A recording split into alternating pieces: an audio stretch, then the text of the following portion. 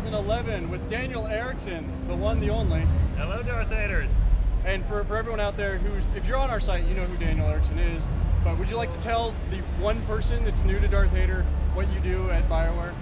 One person, huh? That's not a very big uptick in population, but just in case you get two, my name is Daniel Erickson. I'm the lead writer for the Old Republic.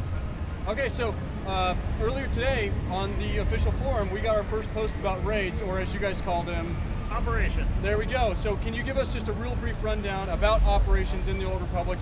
What makes it different than other MMOs? What is the same as every other MMO out there? So we'll start with what's the same. It's big, it's multiple group. There's going to be some really, really interesting fights, some interesting puzzle pieces that aren't necessarily fights, things that really make you strategize and put a group together and have to practice and plan for what you're doing. What makes it different? Very much the difference between like flashpoints in a traditional dungeon, context, story, having it really fit in the world, feel like a piece of the history and what's going on. Now the question that always comes after that when I say story, no, you will not be having raid group size multiplayer conversations. That would be terrible. Terrible, terrible. Now when you say raid group size, or raid group numbers, are you talking like couple, or are you talking like one, like two? Oh yeah. So there are you can have 2, 3 people in a raid. It's awesome. No, I mean like numbers of groups. So we know 2. We know there's 8-mans, and we know there are more than 8-man raids. We do not know the max size yet. It is really a thing of testing and tech. So we not only have to see what works, but we have to see what's fun. Our combat is really dynamic, and you notice people we have a lot of knockbacks and a lot of fly-arounds and a lot of motion, and we need a lot of room to have firefight combat. So we're trying to figure out what, what's the biggest that works, and then what is actually fun to coordinate. So how are you guys managing maybe choice and difficulty? Because you mentioned there was no story choice in the operation. So a lot of that has to do with we kind of sandwich the stories outside. We have some stuff later on that you're going to see as well for sort of repeatable content. What we do is we put a lot of the story stuff sort of in front and into the back, so you know what you're doing to do it. Once you come out, you make some decisions about what goes on. But if you just want to repeat that content and keep running it, we don't want to slow you down and make you slog through the conversations every time. So we also know that companions in the current stage, because of testing, have been put to a position where they take up a member slot in a group. So if you've got 4 people in a group, 2 humans, 2 companions, 3 people, only 1 companion, etc. In raids, what's the companion situation in there? Is it the same as what we've heard with flashpoints? Is it they take up a player slot? Or companions, in our opinion right now, do not belong in PvP, like in the war zones, and do not belong in raids. So no companions in operations, no way, your no companions how. are never going to be smart enough to be able to handle. That's the whole point of a raid, is to be able to get the coordination that only practice players can do. If that raid wipes because Vet decided she wanted to wander away, people are going to be very, very angry. Fair enough. Yeah, and so far we've actually heard the fact that you have all these different sort of types of mechanics in the game. We've seen stuff like enrage timers that have made and come back from other games. Are there any sort of mechanics in those raids that you can speak to specifically that sort of harken back to other games or possibly games that you're familiar with? I think we're probably going to keep that under wraps for right now. Gabe would probably kill me if I stole his thunder from that. I will say the most fun I've had so far is just that raids brought us raid groups, which brought us the world bosses, which are in and running into testing right now. So I have killed the raid boss on Roman. I've killed the world boss on Roman Cost, and I had to get a 10-man together to do it. And we had to go wander the swamps and try to find this enormous thing that we had to spread out to find him. So I was with the group of 3 that found him and almost died instantly. But being an assassin, I went stealth and hid under a rock and waited for him to go by, yelled at everybody. It was a really, I have a picture on my desktop now of us all standing in front of the giant dead world boss, and it was one of the better nights I've ever had playing an MMO. So how are you talking about managing difficulty for raids? Like people who maybe not have raid before, there's going to be an entry path for them? One of the things that we want to make sure is that, the raids are going to bump up. So the first raid should obviously not be the, wipe everybody forever raid. And the fact that there is a little bit more context in what's going on. But as far as difficulty, it's going to come from testing like everything else. We're going to have to see how our population handles it and what the population is that gets there. If it turns out that the population that is really pushing endgame as opposed to going alts is actually hardcore MMO people, I'm betting those raids are going to be hard. So is there a way to change that difficulty for those hardcore MMO people? I don't know at this time. You're going to have to hit Gabe. Can't blame us trying to get the shots in where we can. No, absolutely.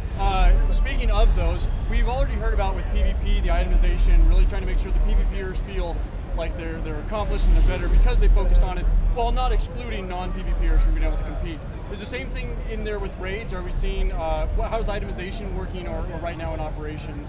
What sort of information do we have about who gets what gear and how does that gear scale and how many raids do I have to run before I can go run this raid and things like that? So today at E3, we introduced the very first idea that we had operations. And there's a very cool movie and it shows a little teaser and it's like, look, operations. It's going to be a long time till we get all the nitty-gritty stuff, and it's really, again, going to come through all the testing, and probably won't come out of me as a mouthpiece. So we're also seeing a lot about Tatooine. For players that haven't experienced Tatooine thus far, for players that aren't here at E3, can you give a sort of, I mean, we saw it last at PAX East, but can you give players what they're going to expect from Tatooine, who they're going to encounter as far as factions are concerned? So. Absolutely. So Tatooine is really fun because it's level 26 or so. It is the first world that there is no real government enforcement or anything, and both factions are there. So if you're on a PvP world, the Dune Sea especially is just a murder field. It is huge and wide open, and many of the quests that the world designers put together cross each other on purpose. So you're going right directly through the road that the other people are using. I have run to the wrong taxi stand before, which is a hilarious, well, very quick death, as the other players are all like, whoa, who's that guy? Let's just kill him. Tatooine is fun because it's sort of a little break from the Empire Republic conflict, even though any PvP you're doing is really because it's fun. Really, on what we're seeing in the quest here, people are trying to find out what the secrets of Tatooine were. Zerka was there for a very long time, spending a lot of money doing something that they then buried under the sand, tried to erase all memory of, and then left the planet. And so that's what players are getting to check out. They're also getting to check out our awesome speeders. They are not Scooty Puff Juniors. They're very fast, they're very sexy. We tried to do full-size speeder bikes, but they took up way too much room in the cities and things. So we compacted them down, made you really sit back on them. Really gave them a sexy little look. They're fast, they're fun. There's a bunch of them. We're only showing the one right now. There'll be a bunch of them, and we don't like to say they're faction specific because they're tuned towards certain factions, but if you work very hard, you can steal a speeder from the other side. And then speaking on mounts, you also, talking about the fact that it's available on Tatooine, what sort of level range are we looking at for this first thing? Right now it's in the 20s, but again, your results may vary. Tuning will change all things. None of this is true. Right. So the Tatooine stuff that we got to see earlier, in only 20 minutes, like I wish we could spend 20 hours there, but 20 minutes. Very wide open, very much like you guys were talking about at PAX East, the very wide open expanses, where mob... Did you ever click your world map and see how much bigger than the little hub you were in? It was very large. Very large. The sparseness of how like the groups seemed like they were positioned around key instances, but there were large swaths of like empty space. Is testing increasing mob count, decreasing mob count? I mean, how is that affecting these large open areas? Is it just ambience or? Yeah, one of the things that was really important when we were doing Tatooine and Hoth actually both have sort of the same issue, because when we had them very heavily populated, they didn't feel like Tatooine and Hoth. So you get a lot of it. You're not going to move through that space and not be able to, like right now the aggro's turned way down. It's because we've got people wanting to see high level stuff, so we've got level 26 gameplay for people who don't know the powers or anything. We got a lot of people dying. So we wanted people to be able to speeder around pretty safely. What basically happens is you run into population pockets, and those are the places you have to go to complete your quests. So you're pushing through. But there's also just a lot of nice scenery. You're going to take some nice rides to places that we didn't want to randomly have a whole bunch of droids hanging out having a party or somewhere where they're totally inappropriate. So there are planets that are extremely heavily populated, like Corellia, as you might guess, is in the middle of a war in the middle of a city. And then there's places that are less populated, but still have as much to do. It's just spread out a little bit further, which is, there's a reason it's the first place we like to give you a speeder. Fair enough.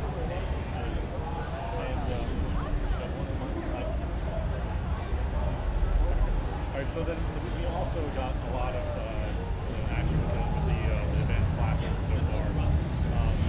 saw that they released the talent builds and other stuff like that, some of the talents and what have you. Approaching further to release, are we going to see things of this, kind of like the talent builds on the page? Because I know everybody's sort of wanting to theory craft their ways into it. My guess is yes. I mean, you'd have to ask Steven about exactly what they're going to release and what they're not. My guess is yes, and my guess is they're going to try to hold it under wraps until Georg says it's okay. These changed a lot. You know, they were making fun of me. I was on EA.com earlier doing a full playthrough of the Tatooine stuff, and I was not doing very good at the combat because the power tech is completely different than he was the last time I played him. So I was like, wow, look at this ability. Boop, boop. You know, getting a level 26 guy you haven't played. Things are changing very quickly. I am right now in testing at about level 19, playing an extremely fun Inquisitor tank. Not anything I thought I'd ever be doing. Really, really good to do. There is actually one thing interesting that you mentioned, the aggro being turned way down, because we did get to see that. We were on our non-scooty puffs and hauling rear end through the sand. The one thing that I did notice though, and this is kind of for all the stealthers out there, because I represent my Imperial Agent and smuggler friends out there on the tech side, I noticed that aggro was actually still pretty active. If you're not coming up from someone from behind, they're going to see you even if you're invisible. That seemed to be what happened to me no matter where I had it. How has testing affected the stealth game? How has the stealth game evolved? So the stealth game right now, unless you hit some sort of horrible bug, because again, I'm playing an assassin right now as my tank, which means I still have stealth. The stealth game is basically you got to hit hard and fast.